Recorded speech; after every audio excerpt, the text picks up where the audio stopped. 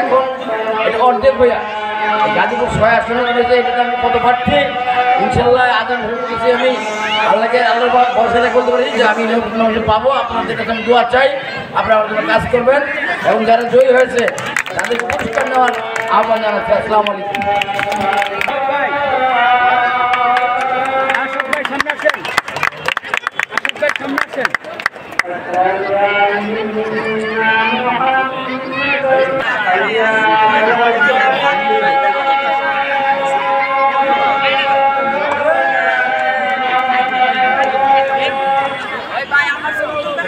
Thank you.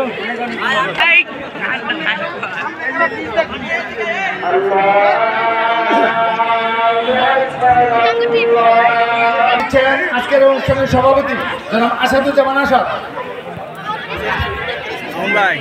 আমাদের প্রধানমন্ত্রী জনাব আলহাজ সালাউদ্দিন সরকারকে।